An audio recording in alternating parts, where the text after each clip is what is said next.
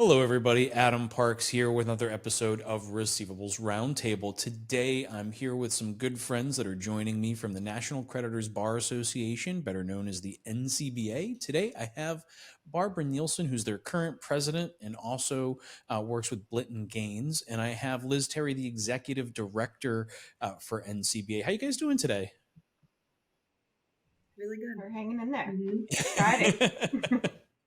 I appreciate you guys coming on, having a chat with me today. It's always fun to get to hang out with my NCBA friends. And as we're starting to prepare for 2024, I wanted to make sure that everybody knew what's hot and on the agenda for the National Creditors Bar Association next year.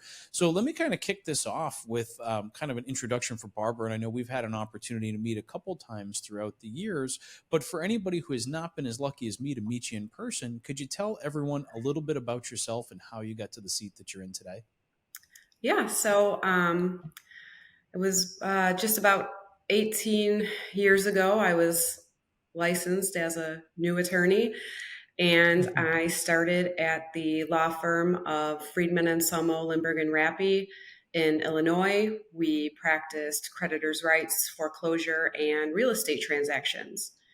In July of 2013, I was named a partner at that firm, and in 2015, our collections practice combined with the law firm of Blitt Gaines, where I am currently a partner and chief compliance officer.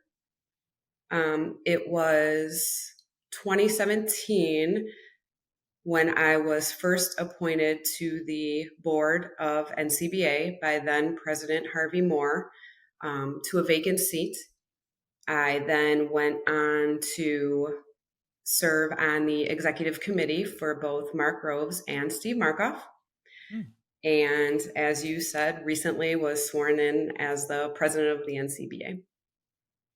Well, congratulations. That's a big accomplishment. And I know personally how much time, energy, and effort you personally have to put into an organization as you kind of go through that executive committee process and eventually becoming president of an association is a big lift. So I think the whole industry thanks you for your service. But from a Blitt Gaines standpoint, can you tell everyone a little bit about the firm and what it is that you do there? Sure. So we practice creditors' rights in 7 different states. We are in Illinois, Indiana, Iowa, Wisconsin, Missouri, Arizona, and Kansas. We represent local, regional, national clients in all areas of creditors' rights. Well, you're a well-known firm around the industry, so I'm pretty sure most of our audience is already familiar with Blitt Gaines, and thank you so much for coming on today. We also have with us Liz Terry, who's the executive director for NCBA and a frequent guest on the Receivables Roundtable. So, Liz, can you tell everyone a little bit about your background and how you got to the seat that you're in today? Sure. I'll be brief since, as you said, I've done this for you all before. But I grew up in the association world. I live in Washington, D.C., where there's a trade association for everything. And I've mostly had my time has been in the finance space in different roles and different segments of the finance industry, including consumer. So I came into this role eyes wide open on what the CFPB is about, how credit works, how our members are servicing the creditors and working with them. So I've learned a lot since. I am actually 4 years in, and it's been a journey. Well, awesome. It's really been a lot of fun to come to the events and kind of continue to keep my finger on the pulse of what you guys have been up to. And so as I'm going and starting to prepare for my 2024 travel plans and organizing all of that, we know we've got a couple of events coming up next year, and the schedule has been a little different than kind of the historical schedule. So what's hot on the presses for the events for NCBA in 2024? Yeah, so in 2024, we have something a little bit different going on as we did last year. So Like most national and professional trade associations, we move to one large annual conference, and that's NCBA Connect, which will be hosted in October. We also have our executive experience, which is in April. And NCBA Connect, our large annual conference, is, I mean, the name really kind of says it all, right? So you go to NCBA Connect, and it is the opportunity to connect with other creditors' rights lawyers. Some bring law firm staff. We have vendors, clients from local, regional, national areas. We provide access with registration to CLE educational events. We have a very large exhibit hall, and we do both social and social networking events. Yeah, I mean, NCBA Connect has always been, I mean, historically, right now it's Connect, but historically, that's always been an incredible opportunity from a legal perspective. And as I look at the disciplines across the industry, NCBA kind of brings together that whole litigation side of the world, but that also brings a lot of those of us that place into that world, right? So the creditors, the debt buyers, and it just becomes a really cool environment to bring everybody together. You guys also seem to choose some really nice hotels. And one of my favorite things about the last couple of conferences that we've gone to is that it's had like that big open bar area in the lobbies, which has really been a prime spot for networking. So like even after people are coming back from dinners, right? Like we all go to a reception, then post dinner when we're all coming back, like there's one big place where everybody's congregating, and it gives you an opportunity to not only have that more formal networking opportunity, but also that informal getting to know you kind of environment, which for me has always been a very important part of going to live events. And so our second event, the executive experience, as I was kind of explaining, is in April. And unlike NCBA Connect, it's really a more intimate setting. It is for law firm executives, up and coming leaders in law firms, managing partners, and it really provides a space where we can get together and collaborate and talk and plan. And it's more geared towards managing your law firm. Okay, so that's more of a working in your business, or I'm sorry, working on your business versus working in your business type of an event where we talk about kind of how to improve our own operations. I always love those kinds of events too, because that provides a very different experience. We spend all day working in our businesses and keeping things moving forward, that an opportunity to take a step back with our peers and have those discussions, I think provides a different level of communication and opportunity. Sounds like you guys get some exciting things. Where are the events going to be in 2024? Just so that I can start planning my flights.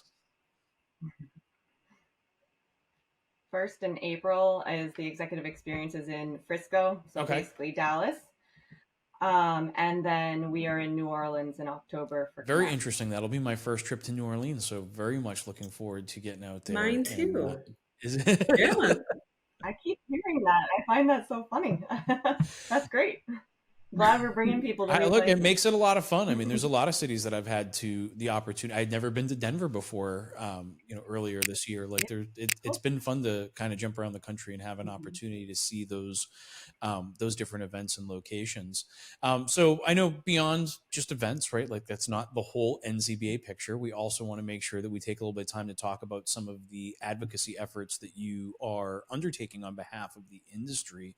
Can you talk a little bit about some of the Sure. things that you have planned for 2024? Yes. So I am excited to announce that our board has really doubled down, it literally, and given us the go ahead to hire an additional person on our government affairs team. So we're taking, if many people know Nathan Wilner, and he's handled amicus, federal, state, and everything in between. And at the federal level, that's regulatory and legislative. State level, somewhat that as well. And what we're hearing from our members was they really need help at the state level. There's a lot going on. You can't keep up, and the national voice could be useful in helping in having a consistent message, helping to steer and connect with the right stakeholders in as things pop up. And so we are literally turning Nathan's job into two. We'll have a government affairs officer, or we just hired a government affairs officer who will handle Mm-hmm. federal issues. And that will be, as I said, regulatory, primarily the CFPB, as well as legislative.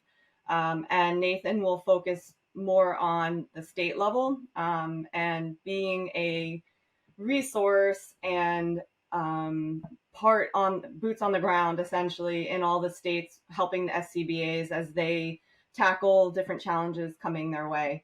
Amicus will continue to sort of be a dual, the two will share it, depending on if it's a federal issue or a state issue. It's just great for them both to be up to speed. So we'll keep that program going.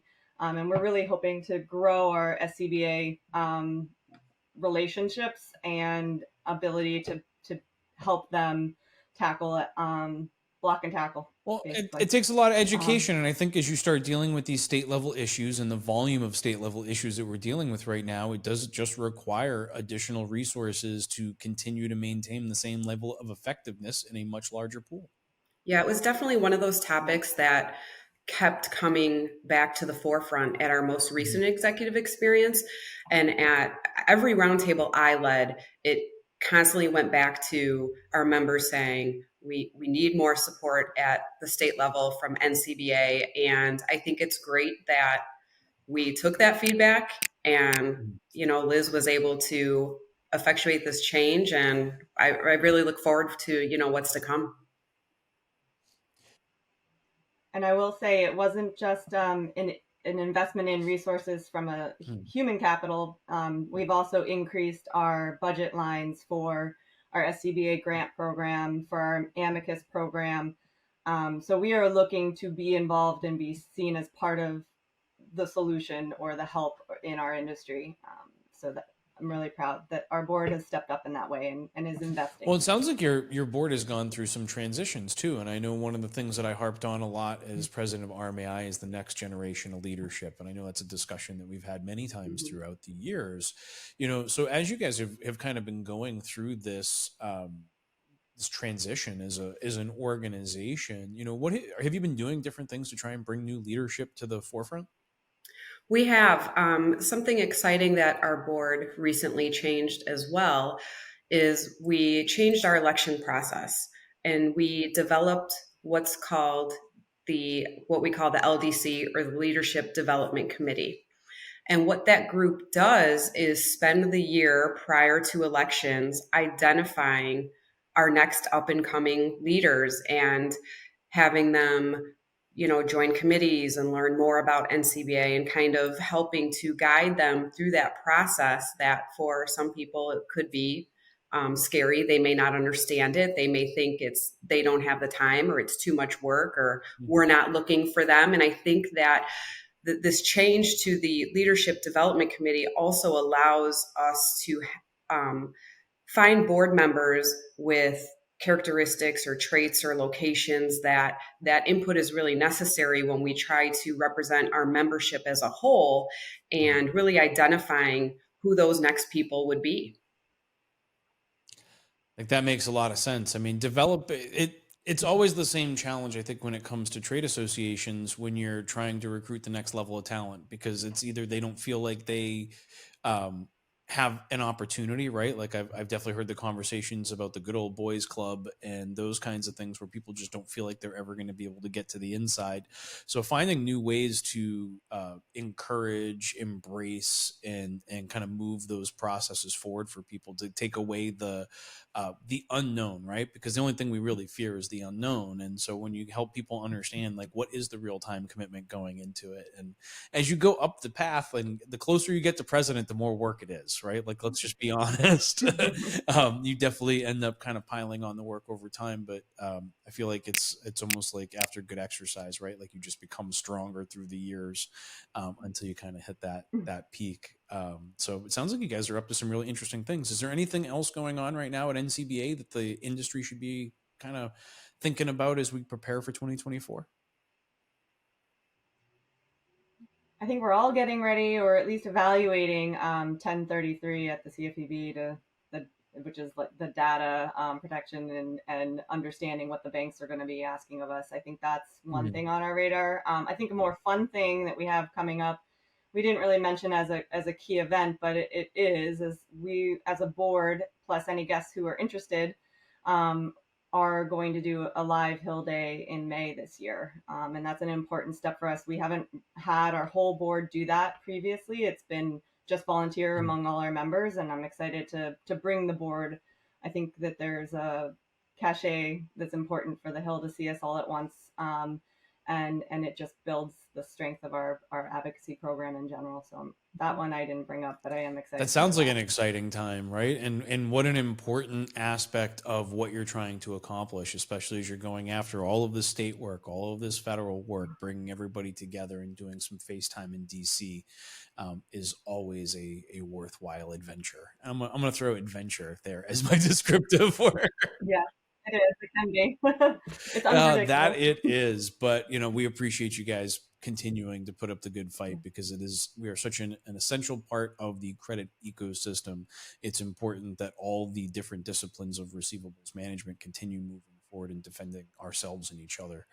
But I really thank you guys for coming on and having a chat with me today. This has been just a really great discussion. I appreciate all of your insights and really looking forward to seeing both of you in 2024 at some of the NCBA events. Thank you. Awesome. For those of you that are watching, if you have additional questions that you'd like to ask us, you can leave those in the comments on LinkedIn or YouTube. If you have additional topics you'd like to see us discuss, you can leave those in the comments below as well. And hopefully I can get these ladies to come back at least one more time to help me continue creating great content for a great industry. But until next time, ladies, thank you so much for coming on today. I really appreciate your time. Thank you. Yeah. And for those of you that are watching, thank you for your time as well. We'll talk to you all again soon. Bye, everybody.